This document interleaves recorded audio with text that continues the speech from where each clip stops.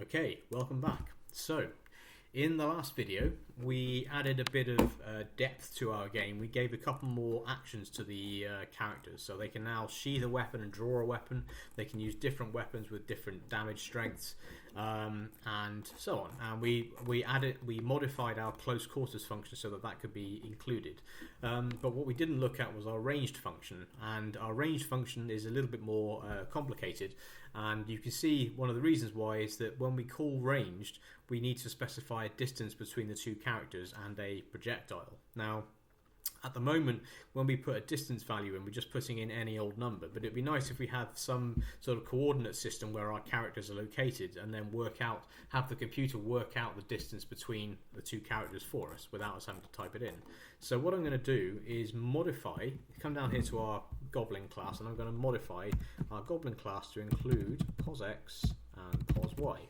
So for position X and position Y. So its position on the X axis and its position on the Y axis. So posx equals posx and self.posy equals posy. Okay, so now when we call our import game, when we call our goblin class, when we instance a goblin class, we have to specify where the goblin is in the XY coordinate system along with its name. So if we do gobbo1 equals game.goblin, goblin correctly, capital letter for his first name, and then I'll put posx as, 3 and posy as -1. Okay, so that's okay. So we're saying if you imagine an XY graph in your head, our goblin's sitting at x3, y -1. So he's kind of down and to the right a bit from the origin at 0, 0. If we do another goblin, gobbo2 equals game.goblin. This is another goblin, so gobbo2. We'll put this one at sort of -2 and 4. Okay. So this time, the x-axis, the x position, he's at -2 and +4 on the y-axis. So he's kind of up and to the left, whereas the first one's down and to the right. So we want to know what the distance between these two characters are in our game map. We haven't got anything to do that yet. So what we're going to do is create another little function which is going to do that for us. So I'm just going to call this def check distance, and then character A, character B. And for this, as you probably might well have guessed already, we're going to use Pythagoras. So if you remember from school, so your Pythagorean rule is that the hypotenuse, the square of the hypotenuse, the longest side of your right-angled triangle, is the sum of the squares of the other two sides. And so if you then take the square root of that, you get the actual length of the hypotenuse, and that's what we want. So what we're going to do first of all is say char A pos x equals character A dot pos x, and char A pos y equals character A dot pos y. Now you don't have to specify separate variables to do this, but I'm just doing this because it's just easier to follow on screen. But when you get a bit more comfortable, you can just put these straight in your function without specifying new variables. So this is going to be char b pos x equals character b dot pos x, and char b pos y equals character b dot pos y. Okay, so we've got our two coordinates. So now what we want is, we're going to say distance is equal to, so what we want is the difference we want the absolute value of the difference in the distance between character A and character B on the X and the Y axis. So what I'm going to do is do char A pos Y minus char B pos Y, and then I'm going to put that in brackets and say abs. So ABS, if you haven't seen that before, means absolute. So I want the absolute value of this difference. So that basically means I don't want any negative numbers in here. I just want the actual size of the number itself. Because you can imagine, given where the characters might be on the playing map, if you like, this could end up with a negative number, and then that's going to mess up your distance calculation. So we don't want that. And then we have to square it, of course. So that's the vertical axis, and then we're going to do the same thing again for the horizontal on the x-axis. Excuse me. If I can learn to type again. So char A pos x minus char was y. And we're going to square that again as well. In fact, also, I forgot one thing. We need to make sure we put abs here, like this. There we go. So we want the absolute value of that. Okay. So they're going to be added together. And then what we want is to put the whole thing in brackets, because now we've got the sum of the square of the two sides of the triangle that are not the hypotenuse. And we're going to square root it. So we're going to raise it to the power of 0.5. So, and I'm going to put round here as well. So if you raise a number to the power of 0.5, you're square rooting it basically. So in fact, that needs to go up there. And then the round here, it's a little bit like just typing int, which I've already done once or twice, which is basically just saying round up to the nearest whole number, basically. So I don't want to start fiddling around with things like, floating points and all that, just to be, because that's awkward. So I'm just going to put in verbose equals false, and then just in case you want to test this later on and make sure we're not getting any weird numbers, I'll say if verbose is equal to true, print distance from character a dot name to character b dot name is distance, and then I'll just say feet. There you go. Right, so if you import game again, so we've got our two characters, gobbo1, gobbo2. So if we do game dot check distance, one other thing I forgot to do is actually return the distance value, because that's what we want. So I'm going to say return distance. So just get rid of that. Import game again. Right, so game dot check distance, and then we'll say gobbo1, gobbo2, and verbose equals true, because I want to see what the result is. So, distance, I have misspelt the word distance somewhere. 126, that's here. Oh yeah, distance, yes, you're right. Try that one again. Import. There we go. Distance from gobbo1 to gobbo2 is 29 feet. Okay, so that's okay. Okay, so that's good. So you can check that at your leisure. Just make sure the numbers are correct. Okay, a small correction there. So what I've just done here, just so you can see it, is I commented out the previous version I had, and I just corrected it up here. So this is now giving us the correct result. So it's always worth checking your code to make sure it's working correctly. So what I've done is I've actually just changed the positions of gobbo1 posx and gobbo2 so that they're on the same line, so that we can do a sort of sanity check really. So you can see I put them both at, I put the gobbo1 at 3 on the x-axis and gobbo2 at -2 on the x-axis, and then I've put them both at 0 on the y-axis. And now if you do your check distance, it gives you a distance of 5, which is correct, because there's no y-axis term in your equation basically. So that's working. Okay. So again, yeah, always worth checking to see if your code's giving you the numbers you want. So again, that's one of those kinds of bugs in your code where there's no error message that comes up. It's just something that's wrong with the code. So worth checking. Anyway, so now we've got distance. So what we can do is we can come to our ranged function, and instead of having distance put in manually, now we can take that out, and we can say distance equals check distance between character, the person who's firing, the active character, and the target. And now distance will be taken from that function and feed through, which is nice. Okay, so the next thing we want to think about is the weapons. So we've got a function which works out the damage for various close quarter weapons. We haven't got one for working out the damage for ranged weapons, so we're going to use a dictionary again. But again, it's a little bit more complicated than for use with close quarters, which is why I've left this to the second video. So I'm going to have define ranged weapons, weapon again, come down here, return. So now I'm actually going to add a second positional argument here, which is projectile. Okay, so ranged weapons is equal to, and then we're going to have another dictionary. So let's just say sling. Oh, that's 4 damage. Then I'll say, I don't know, short bow. I'll give that 6 damage, and I don't know, longbow. Let's guess give that I don't know, 9 damage, something like that.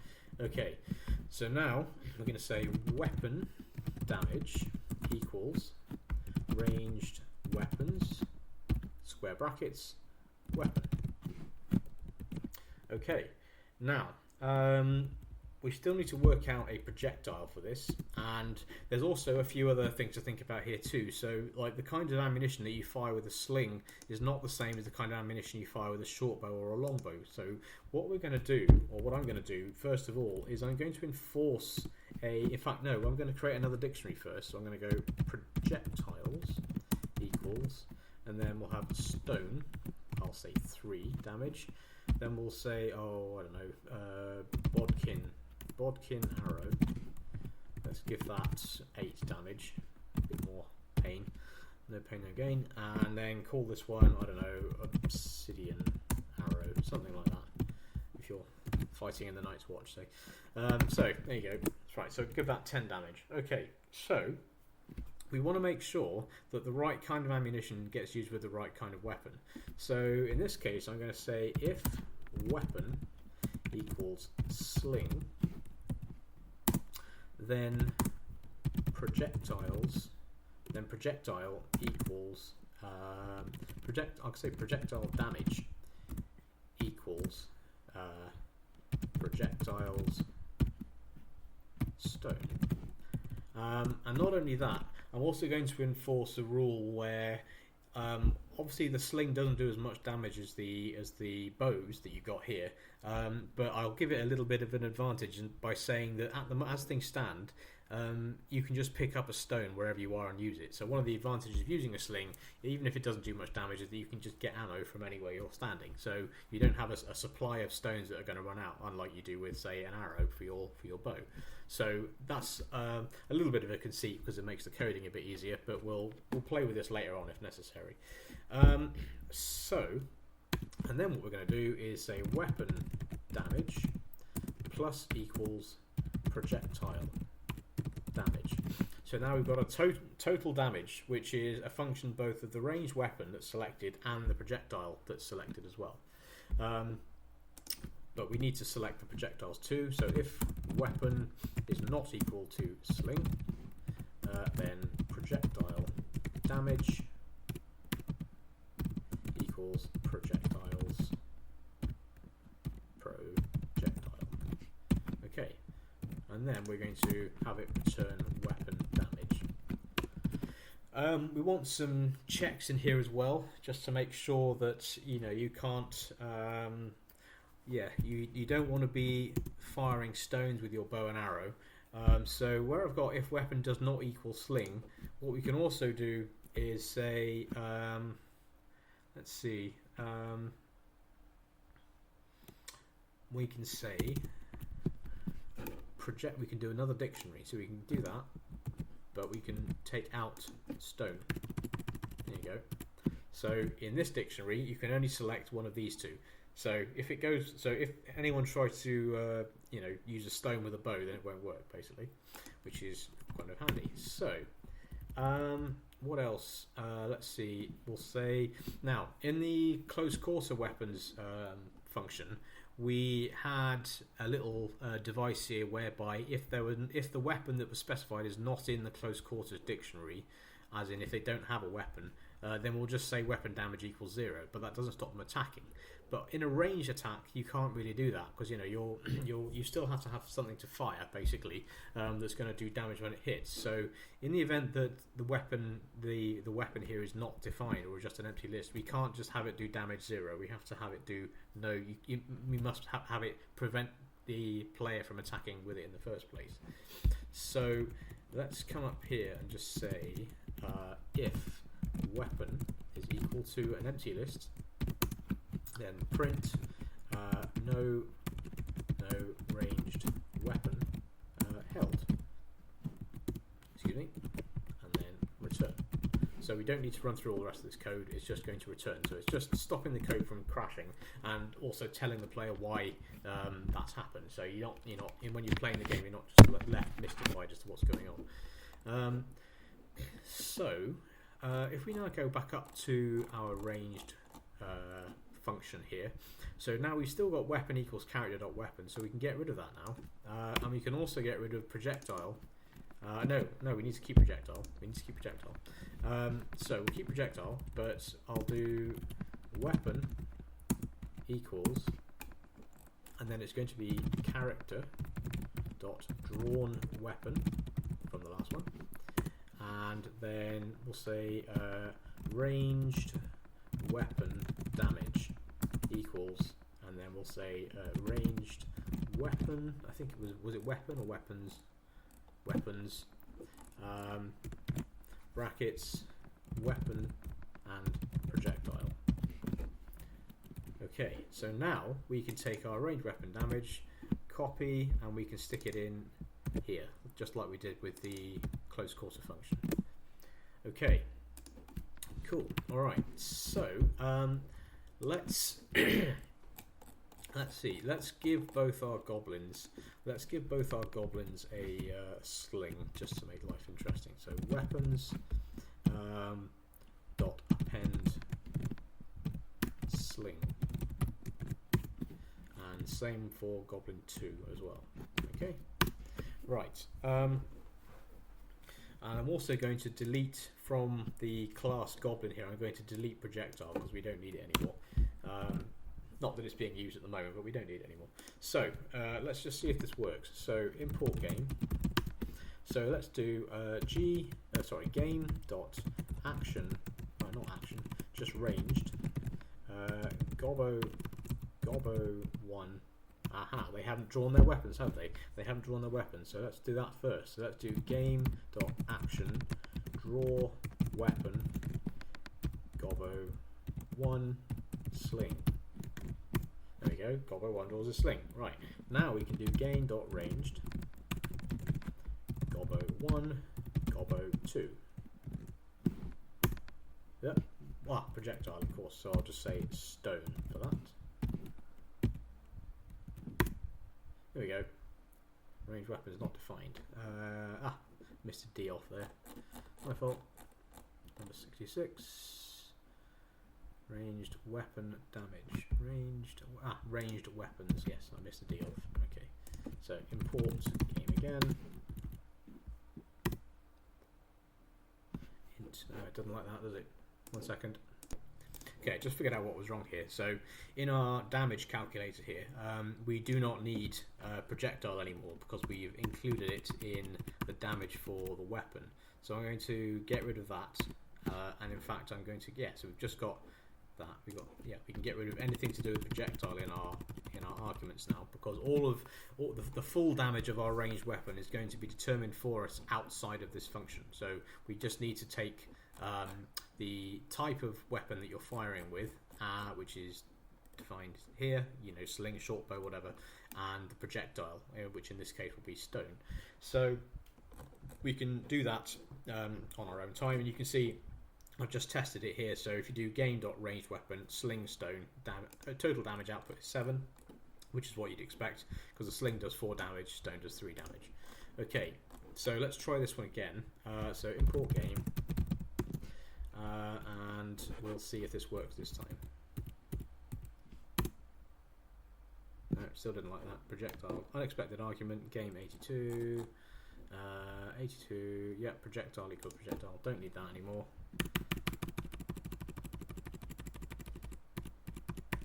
And I can see another one here as well, so I'm going to get rid of that one. Yeah, let's try that one again. There we go. Right, so Gobbo 1 shoots at Gobbo 2, target hit, 2 hit points caused. And so he fired at Gobbo 2 and he hit the target and scored 2 hit points, which kind of makes sense because, as I said up here, if you do ranged weapon with a sling and a stone, total damage from that is 7. But Gobbo 2, if we look at our class here, has armor value of 5. So he's been saved 5 damage and taken 2. So that makes sense. Okay, so now let's just make this a bit more gamey again, as it were.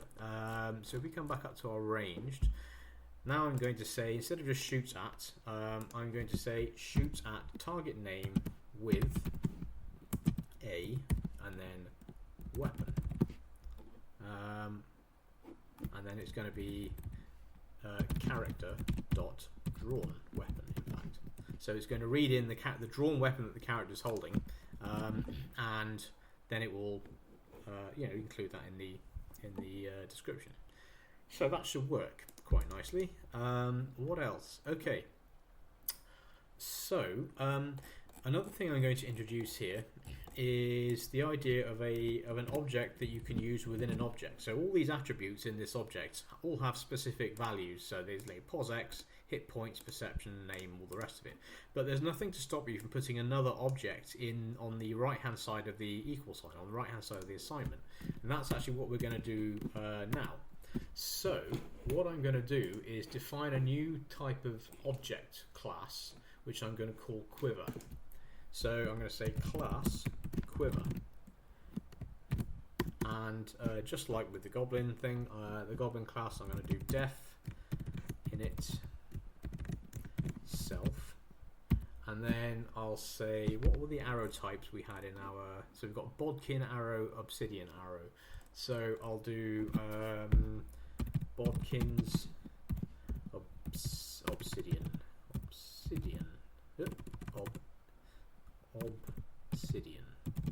Okay, so under here we'll go self dot bodkin arrow equals bodkins, and self dot obsidian.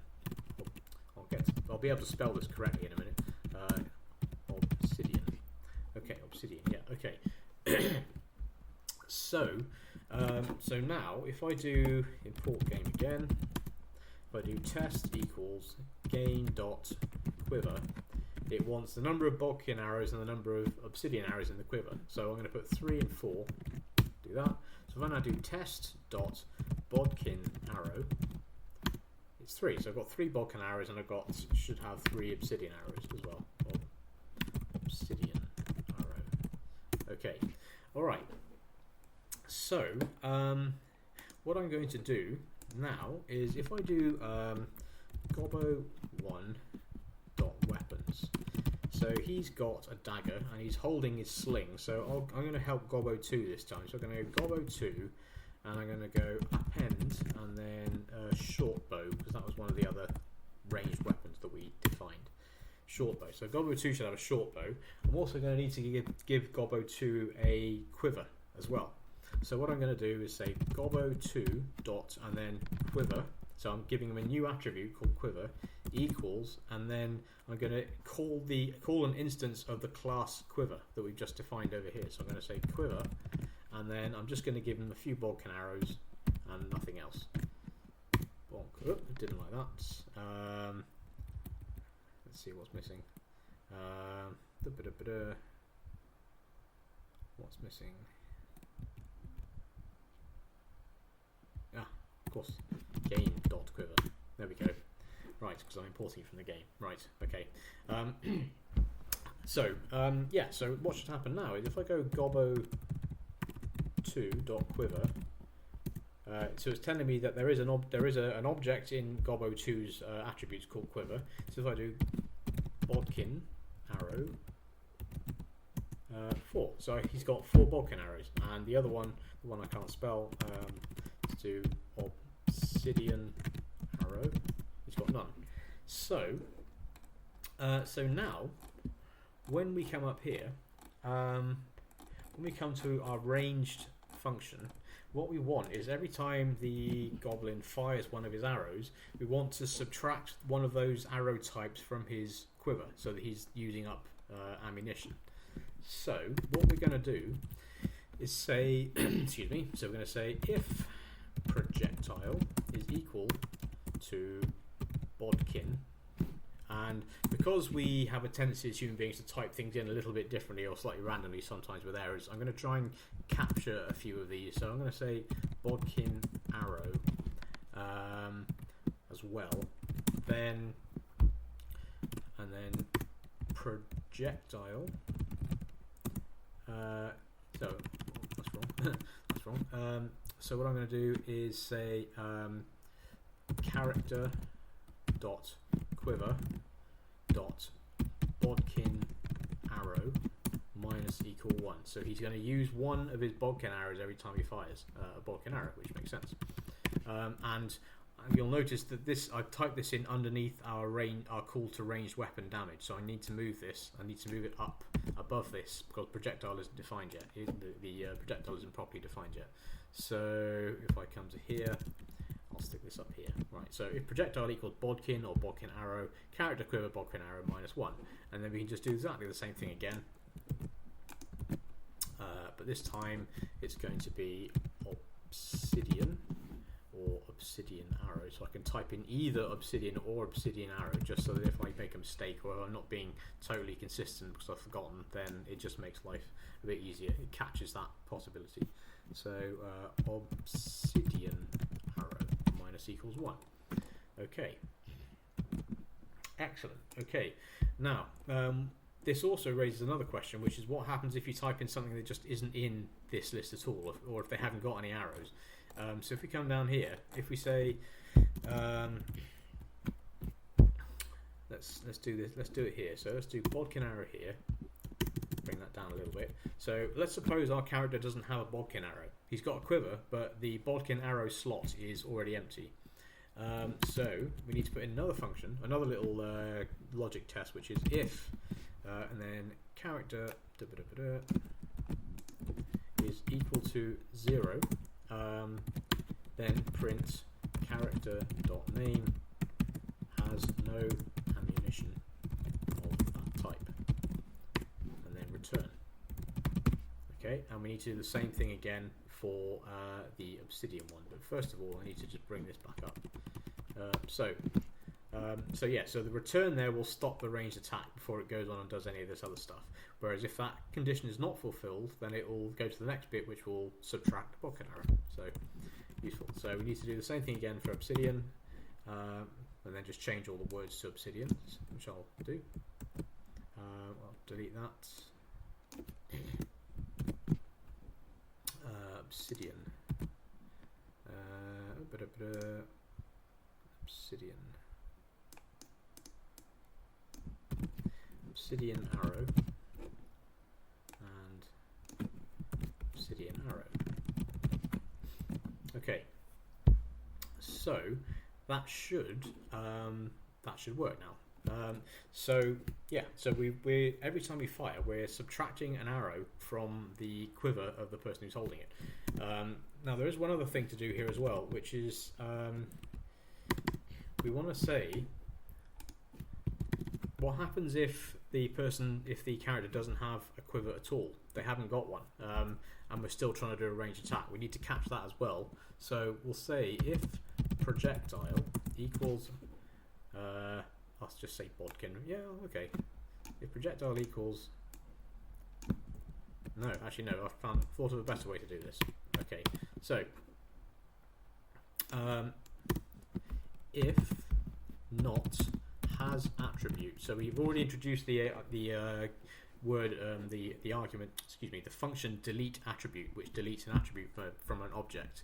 Has attribute is a logic check to see if there is an object attribute with the name we're about to give it. So we're saying if there is not a attribute in the object quiver, in the object character called quiver,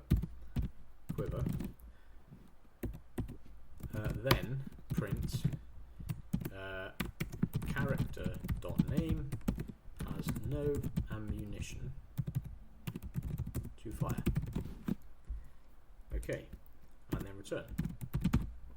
All right, and so we're going to put that in here as well for the obsidian one. So again, if you're looking at this thinking I'm sure there's a more efficient way I can type that or code that in, then by all means share it in the comments. But I like to just state things explicitly when I'm doing this sort of thing because it's just easier to follow on the screen. So by all means, modify if you've got a better way of doing it. But yeah, so all we're doing here then is basically saying we're doing a check before we actually do any subtraction of ammunition or anything like that. Let's just make sure the person who's firing has actually got a quiver with some arrows in it to fire before they can actually do that. Otherwise, it's going to mess the game up. So I think that might actually be enough. So if I do import game, right? So let's do. It was Gobbo 2 we helped out, wasn't it? So let's do ranged, but we'll do Gobbo 2, Gobbo 1, and again I just remembered that Gobbo 2 needs to draw his weapon. So we're going to go game.action.draw weapon Gobbo 2 short bow, draws it, yeah. Okay, so now let's do a ranged attack. So let's do a ranged attack. So game.ranged, and it's going to be Gobbo 2, who's the active character who's attacking. He's going to be firing at Gobbo 1, and I'm going to fire a bodkin arrow. There we go. Boom. Didn't like that at all, did it? What's going on there? Let's have a look. Gobbo 2 dot quiver dot bodkin arrow 3 has no ammunition of that type. So bodkin arrow. Hang on. I think I know what this might be already. Bodkin arrow, obsidian arrow. So. Okay, so I think I figured out what was going on there. So one thing I forgot to do here was that when I said if projectile equals bodkin or bodkin arrow, I need to put projectile in there again, equals, and come down here. Where is it? Where's the other one? Oh yeah, here we go. Yeah, so that needs to go in there. But also, we need to, if you remember from our dictionary that we created with the ranged weapons, we need to make sure that these get passed correctly to the ranged weapons function here as well. So if I'm just typing in bodkin or obsidian, then when it comes down here to ranged weapons, well, there's no projectile called just bodkin or just obsidian in there. There's arrows. There's bodkin arrow and obsidian arrow. So what we need to do is just put that check in there as well. So I'm just going to copy some of this because it's easier than typing it all out. Excuse me. So projectiles. Okay. So if weapon is not equal to sling, and then I'm going to say, right, if projectile equals bodkin or projectile equals bodkin arrow, then projectile equals, and then we'll say projectiles bodkin. Okay. And then we'll do the same thing here. So I'm going to change the way this code works slightly and say, what was it, obsidian or obsidian arrow, then that becomes obsidian arrow. I'm just going to keep it sort of consistent like that. So that should be alright now. So let's get rid of that bit. I think, do we need that for the sling? No, we don't. No, we don't. So that comes up. I don't think we even need that, do we? So no, that can go as well. Excuse me. Oh yeah, we need to do projectile damage here. Projectile damage, not just projectile damage. So what should happen is if I type in the word bodkin or bodkin arrow, it should come through here and know that I mean bodkin, and then it's going to look in the dictionary and call it the right key name. That would be useful. So yeah, if I type in the word bodkin or bodkin arrow, it'll look for the projectile in the projectiles dictionary called bodkin arrow, and then return 8 as the damage. So hopefully that should work this time. So import game. I've just given Goblin 2 back a bunch of arrows again. So let's try again.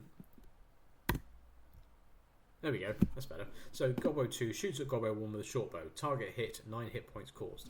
And now if we look at Gobbo 2 dot quiver dot bodkin arrow It should be 2, yes. So I gave him 3. He's used one of his arrows. He's only got 2 left. And just as to make sure we're getting the right result with everything, Gobbo 1's hit points are now down to 11. So he's taken some damage. So let's have another go at that as well, just to have some fun with it. Okay, he's hit again, so that's caused 18 damage in total. He should only have 2 hit points left. Can he get him with his last arrow? Yes, there we go. So he's slain his buddy, basically, with 3 shots from his short bow. So now we've got a range attack function, which is correctly using arrows and correctly using stones from a sling. And it's working out the distance between the 2 characters for us, so we don't have to type that in either. So when it comes to doing range now, all you need when you do this is to have the character, the target, and the projectile that you want to use, and that's basically it. So yeah, that's a good place to stop the video, and I'll see you in the next one.